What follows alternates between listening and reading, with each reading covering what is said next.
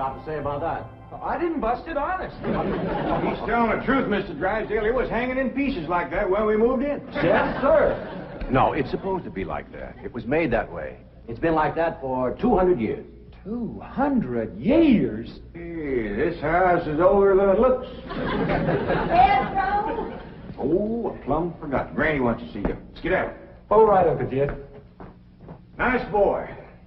His ma, my cousin Pearl, gave me the notion to move out here. Well, I'm most grateful to her. Oh, but first, I wanted to explain about this priceless crystal chandelier. It was designed and made for Louis XV, hung in the Hall of Mirrors at Versailles. Napoleon Bonaparte planned campaigns with the light of that chandelier. Talleyrand used it.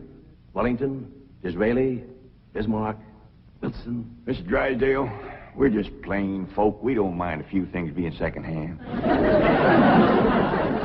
Getting back to my cousin Pearl, she's looking after the old home place for me. You ain't never seen my family home, have you? No, I haven't, Mr. Clampetts. It's a dandy. Yes, those southern mansions are beautiful. I suppose it has the large white pillars. It did, but we bring them along and put them on the beds out here. No, you see, I was referring to wooden pillars. Oh, I ain't never slept on one of them. We had everything first class back home. Sure hope Pearl's taking good care of that place.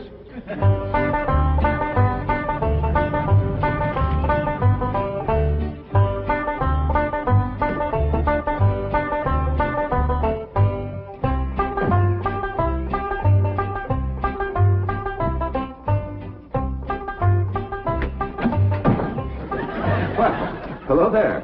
Oh, why, you're Mr. Brewster from the oil company that paid Cousin Jed all that money for his swamp. 25 million to be exact. You ain't here to back out, are you? No, indeed. Your cousin's money is safe in the bank in California. I just thought you'd like to know that I heard from the bank, and your family arrived in Beverly Hills safe and sound. Oh, that is good news. My son Jethro drove him out, you know. Yes, I know he did. Oh, I have something here from the bank. I think you'll enjoy it. For me? They told me at your house I'd find you here. Yeah, well, I promised Cousin Jed I'd keep an eye on the old home place for him. It's a long trip from my house, but I'm glad to do it for Jed. That's nice of you. Yeah, well, you know, can I help you look for that money? Well, not money. It's pictures of the estate that Mr. Drysdale, the president of the bank, purchased for him in Beverly Hills. Oh. Now, this is now the Jed Clampett estate. Land to mercy, look at that. Why, it's bigger than the state capitol. It's quite a change from this place, all right. What in the world is that? Oh, that's the swimming pool. Swimming pool? Yes, quite ornate. Oh, my son Jethro's gonna like that.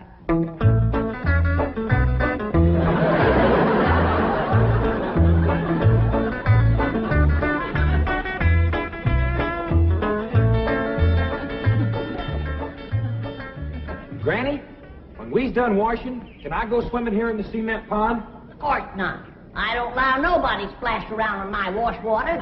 Ain't there no place else you can wash? This cement pond's the only water we got. Place ain't got a well, it ain't got a creek. Ain't even got a rain barrel to catch what comes out of the sky. Oh, when that banker fella seen me unloading your wash tub and scrubbing board, he said, why, you can throw that away. We don't use them things here in Beverly Hills. Now, you listen here to me, boy. I don't care how other folks live in Beverly Hills, but us Clampetts is gonna be clean. Yes, ma'am. May not have it as nice as we had it back home in the cabin. Trump right in the house and everything. But we ain't gonna lower our standards. No, ma'am. Here, wrench these things out for me. We gotta get this tub back to the kitchen for Ellie's bath. Yep. Being clean is a strict rule with your Uncle Jed. Let me look you over. Many the time we've been down to our last piece of fat. I'd say, shall I cook it to eat it, or shall I render it down for soap? He'd say, no, render it down for soap, Granny. The Lord will feed us poor folks, but we gotta do our own washing. But Uncle Jed ain't poor now, Granny. He got $25 million. How long do you think that's gonna last if we go throwing it away on store-bought soap? Waste not, want not.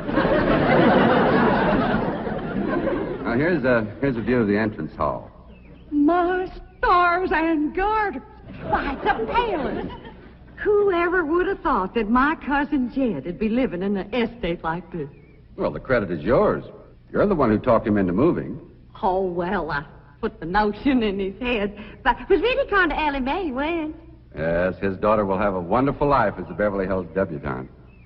Can't you just see that beautiful girl descending this magnificent stairway? I sure can. Oh,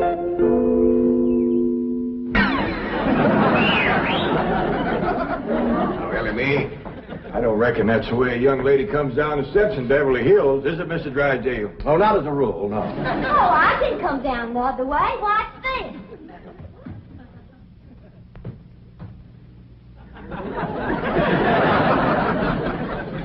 How's that? Well, that's not exactly what I had in mind. Well, show me. No, my secretary will show you. Oh, she's in town doing some shopping for you. Oh, what's she getting me? Well, now, that's going to be a surprise, Ellie, but it's some things you've been in needing, and they're going to be pretty, and you're going to like them. Things I've been a needing? A set of muskrat traps. A three-blade frog sticker? Nope. A ready-made slingshot. Now, Ellie, you way off the track. Now, you wait till Miss Hathaway gets here, and you'll see. Yes. Well, I'll be pushing along to the bank.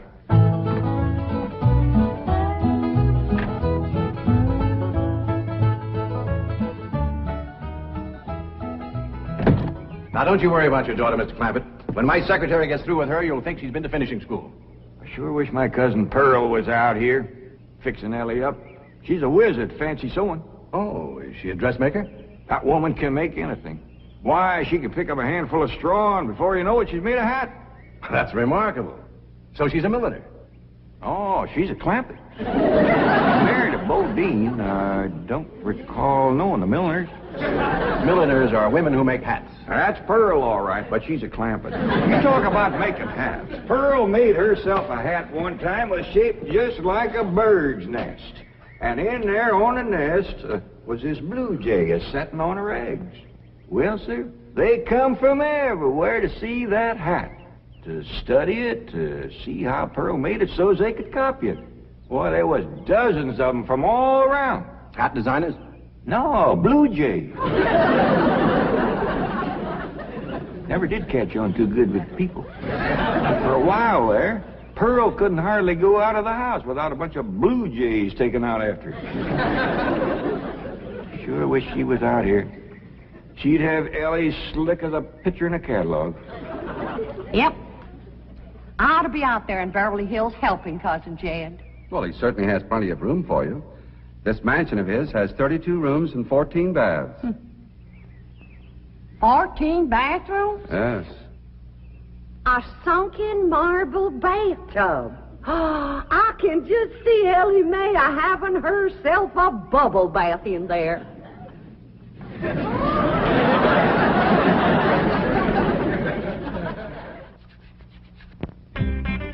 I tell you, Mr. Brewster, the more I see of these pictures, the more I want to get out there and help Cousin Jed. Of course, I wouldn't go without being asked. Well, naturally.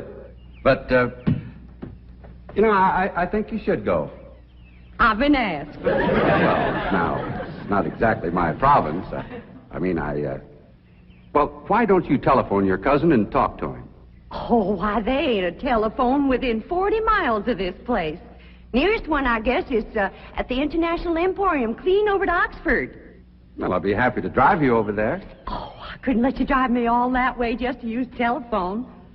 Busy oil company man like you. That's 40 miles. There's no trip at all in this car. No, I couldn't do it. Why, folks that see me riding in this big, shiny car with a tall, good-looking city fella, why, sure as the world, they'd think that... Let's go. Well, what about your horse and buggy? Oh, just untie Bessie. You go on home.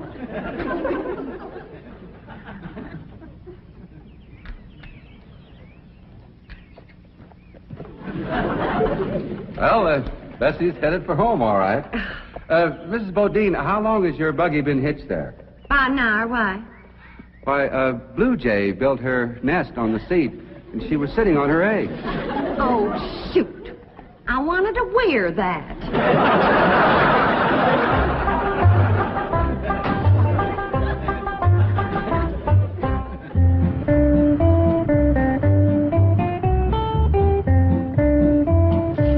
Here's Miss Hathaway.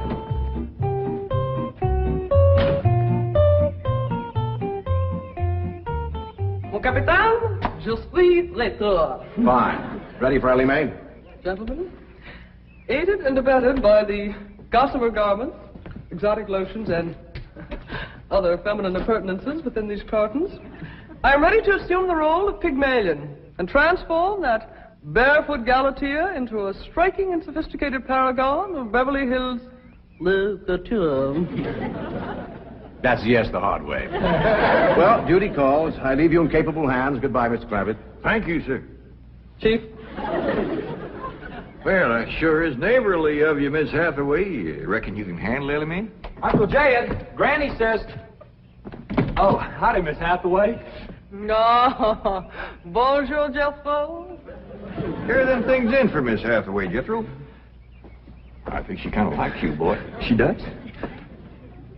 Well, I can't take them into the house. That's what I come out here to tell you. Granny says that all the men folks got to stay out of the house while Ella Mae's taking her bath. Oh. But isn't Ellie Mae bathing in the privacy of her own bedroom suite? Hear what she called you? Sweet. What's the matter with him? Why doesn't he answer? Hey, he's just a little shy, I reckon. Ask him again. Is Ellie Mae in her bedroom suite? No, she ain't, darling. Fine, I'll find her myself. Uncle Jed, I got me a girl. You sure have, boy, and a city girl, too.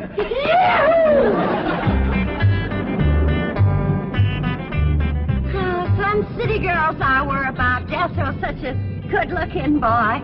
Every girl in the 5th grade was after him. I hardly think anything serious can develop between boys and girls in the 5th grade. Oh, I don't know. So far this year, there's been 3 couples out of Jethro's class get married. Married? 5th grader? Parson's nearly as busy in that school as the teacher. That's amazing. Oh, I've heard of... Uh-oh, wouldn't you know it? There's that Snoopy Alverna Bradshaw and her big mouth daughter sitting on my front porch. Oh, I can just hear the stories they'll start going on if they see me in this car here with you. Yoo-hoo! Alverna! It's me! Pearl! Terrible gossip, that woman, always making trouble. She tried to talk Granny out of going to California. She ought to see Granny now. Living like a queen in that Beverly Hills mansion.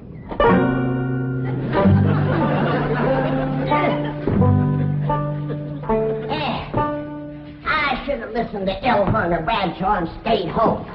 We had a pump right in the house. Didn't have to tote water a quarter of a mile. Oh, you ready to get rinsed off, Ellie? Well, not yet, Granny. Should have washed my hair. No, you better wait till I can catch some rainwater.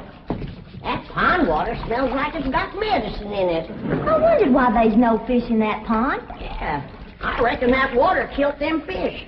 But don't you worry. My lye soap will kill anything that killed them fish. Have you seen... What in the world's going on here? Yeah, there's a bath going on. That's what's going on. Howdy. But I don't understand. Well, then somebody ought to explain it to you, sissy woman. You see, first you heat some water. Then you put it in a great big tub like this. You put some soap in it, and then you get in it, and you start to wash, and that's what you call a bath. Granny, you don't have to do this sort of thing in Beverly Hills. Don't you listen to her, Ellie. Ain't you ever heard that saying, cleanliness is next to godliness? But of course, John Wesley said that. And I bet he didn't live in Beverly Hills. Here, Ellie, dry yourself off in this nice big bath towel.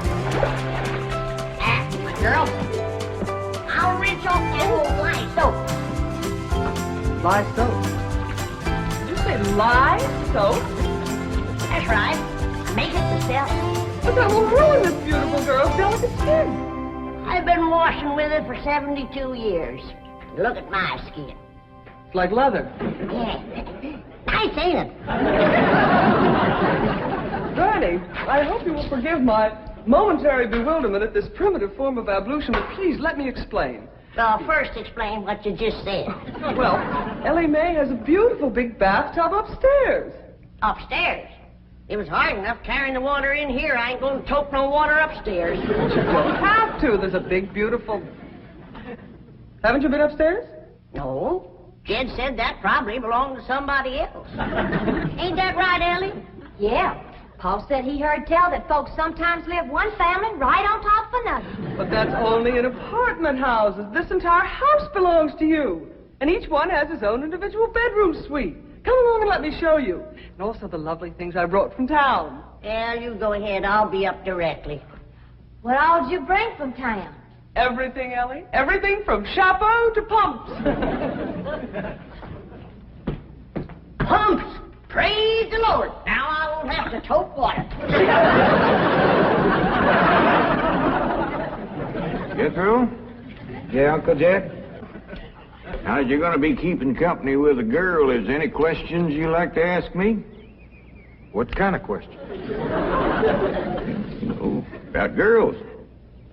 How much you know about girls? They softer than boys. Yeah, I reckon.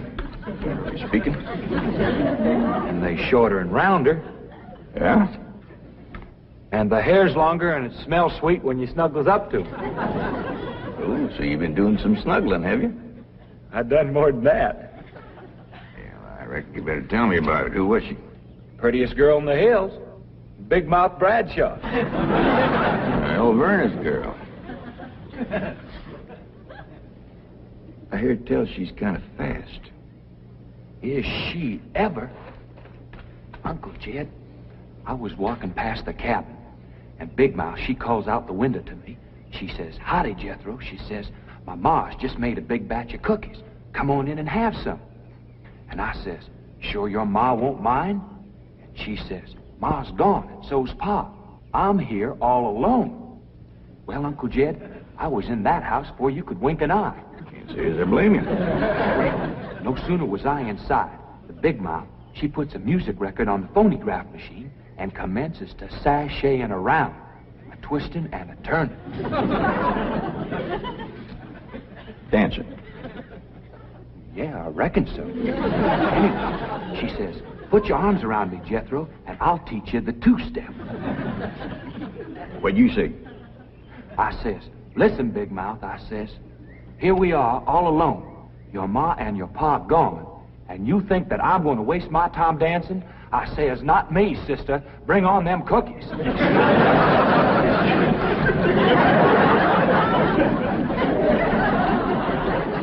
What'd she say? Well, Jed, you and Jethro can start digging the well. That city woman brought us some pumps. That's fine, Granny. We'll get right to it. What'd that Bradshaw girl say when you said bring on them cookies? well, she just held up them cookies like this here, kind of blinked her eyes at me, and said, "Jethro, which do you think it tastes sweeter, these here cookies or my lips?" Well, Uncle Jed, right then and there is when I found out she was fast. I grabbed them 2 cookies, and it took me 2 miles to outrun that gal.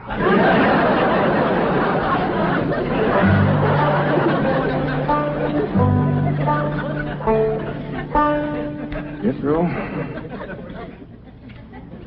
some one of these days, you and me's got to have a long talk.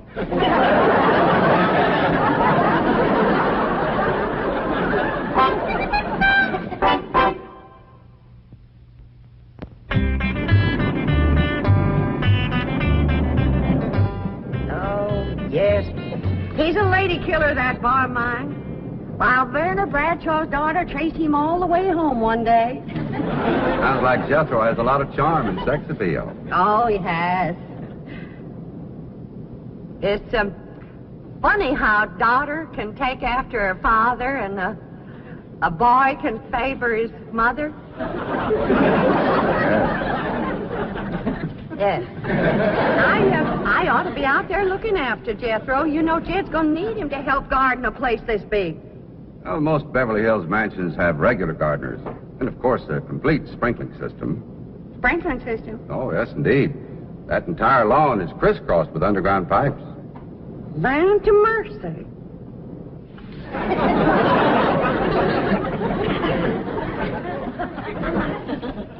By thunder, Jethro, there's water all over this property. Ain't too deep, neither. I know. Should I commence to digging? Well, now, let's get as close to the house as we can. That way the pump won't have so far to pull. Clampetts? Jethro? Oh, here comes your sweetheart. It's Clampett. I cannot handle that daughter of yours. What happened? I opened that box of beautiful clothes, turned my back for a moment, and she bolted like a wild colt. I was afraid this would happen. Where is she? She's up there. I'll go right up and talk to her. Jethro, have you been upstairs yet? No, ma'am. Then you've got a surprise coming to you. What is it? Your sweets. So are you. No.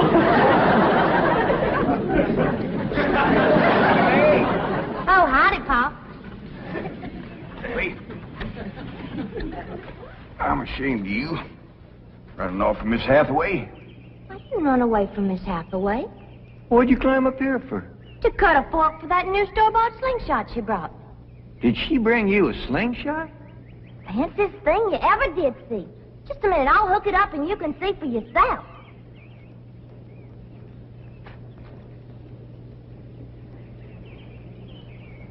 Look at that. Doggone. A store-bought, lace-trimmed, double-barrel slingshot. Ain't it a doozy? I don't know how good I can aim it, but it'll sure throw a heap of rocks. Yeah. They really need me out there. Well, I could work wonders for Ellie Mae with my fancy sewing and beauty secrets and hairstyling and everything. Of course, I had to learn all those things, not having a husband to support me. Didn't you say it was 40 miles to the town of Oxford? That's right. Well, we've already driven 110 miles. Land to mercy, I forgot to tell you the turn-off. Well, long as we come this far, maybe we ought to go right on to California.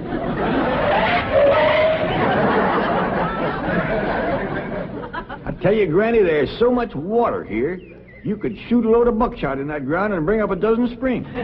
I'll be right back.